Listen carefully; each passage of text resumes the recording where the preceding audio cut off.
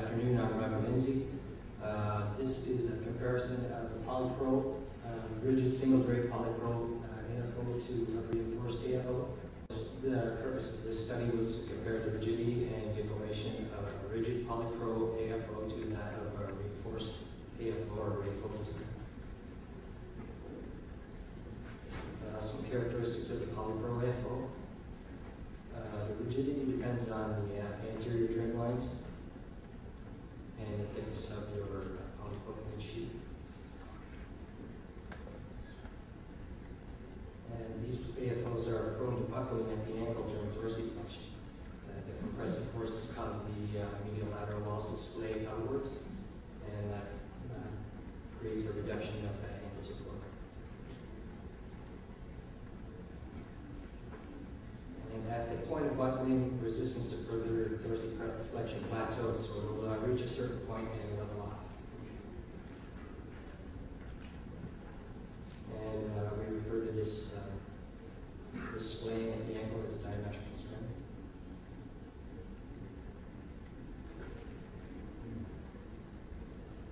So the reinforced AFO, the RAFO, it's a copolymer shell or a polypropylene reinforcement. There's your reinforcement going on. And there's your shell.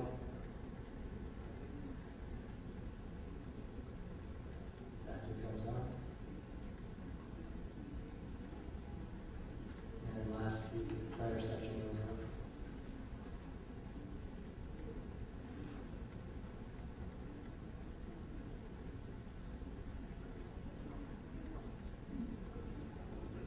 So the reinforcement adds considerable rigidity to this device, and it allows the trim lines to be cut well posterior without sacrificing rigidity.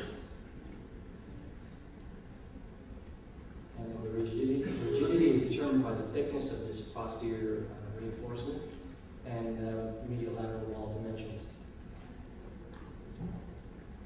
So we needed to come up with a simple jig to quantify the differences between these two types of AFOs. And this one measures the resistance of the posterior leaf only from 0 to 15 degrees of dorsity. It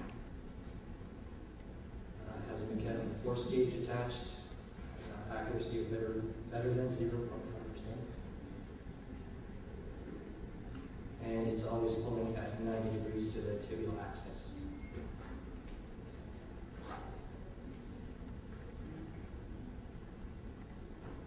We've since started working on a new type of jig. It's a pneumatic AFO rigidity tester, and it simulates tibial advancement. And this jig is computer controlled and records the forces from 1 to 15 degrees of dorsity. And it also has adjustable ankle height depending on the size of the AFO.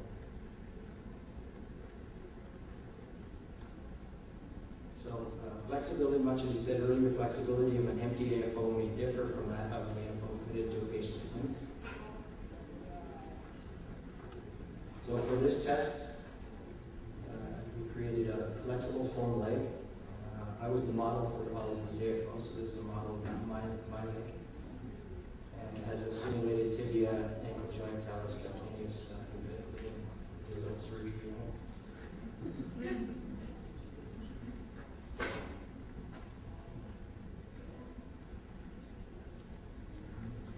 So for the test, we compared one rigid single drape Polypro AFO to 3 reinforced AFOs, all molded from identical casts of my leg. The 3 reinforced versions were 3/16 reinforcement, a 1/4 inch reinforcement, and a 1/2 inch reinforcement. And the results. The rigid Polypro AFO returned 31.7 millimeters of diametrical strain at 15 degrees of dorsity. Maximum resistance peaked at 39.85 millimeters at 10 degrees, and after that resistance dropped and remained at 39.63 millimeters throughout the rest of the range of motion. And the half-inch reinforced AFO was the most comparable to the single drape. Had no measurable dimensional strain and no buckling effect, and it peaked at 45.58 meters of resistance at any range.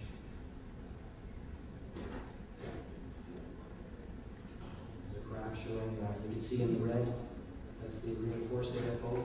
It peaked at 10 degrees and leveled off.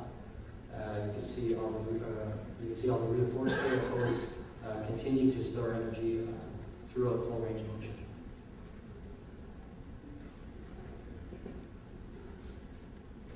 And just a little graph showing the dimensional strain of the range of rigid symmetry. So we had 31.5 millimeters of dimensional strain at 15 degrees. In conclusion, the reinforced AFO reveals a more linear resistance curve and continues to increase in energy storage throughout the full range of motion. Any questions? Thank you very much.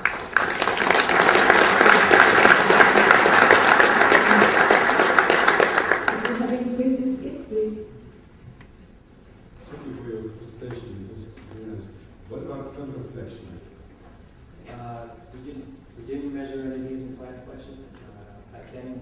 It's the second version of that jig. I can put the manifolds around and a little levels of measure plant flexion. Because I think that there is a huge plant flexion stock with the original AFO. And I think it works better if you need this plant flexion block. Yeah, I agree. Further test we probably. In your graph, you showed the energy storage, but you didn't show how much energy is returned. Can you tell something on that? Well, I believe the energy return would be equal to the energy stored. Oh, I don't think so.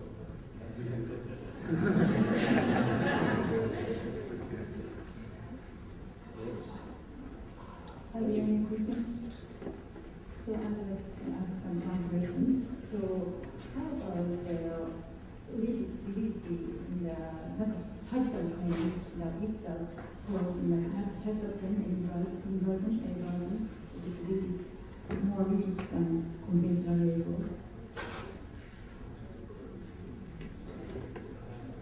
It's rigid, more rigid than the conventional RAFO in the not on the force applied to the not in the sagittal plane inversion or eversion, such as the case if the patient shows inversion or eversion with the RAFO.